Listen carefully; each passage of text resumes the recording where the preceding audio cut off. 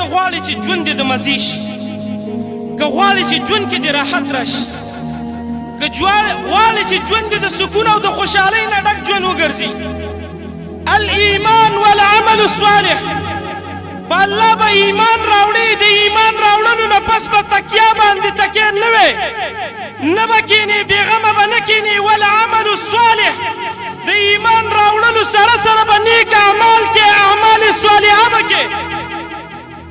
د ایمان راوړلو نه پس نیک اعمال کول، په دې سره د انسان ژوند ته راحت، خوشحالي، سکون میلاویږي.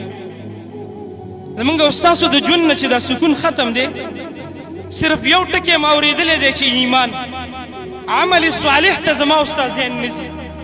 او دا قاعده یاده کوي، قرآن کې چې چېرته الله ایمان ذکر کړی، هلته ورسره خامخا عمل صالح ذکر کړی. علما وایي دواړه لازم ملزوم دي.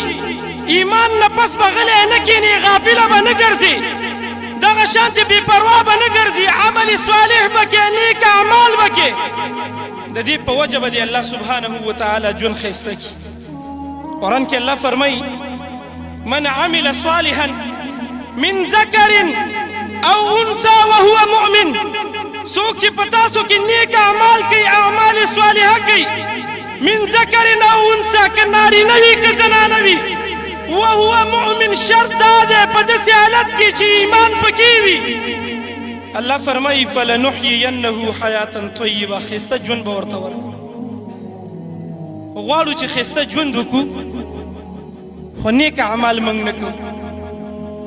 نو معلومه دا شوه چې د ایمان راوړلو سره سره، نیک اعمال کولو سره سره به الله سبحانه وتعالی زموږ او ستاسو ژوند د راحت او د سکون ژوند راکړي راله.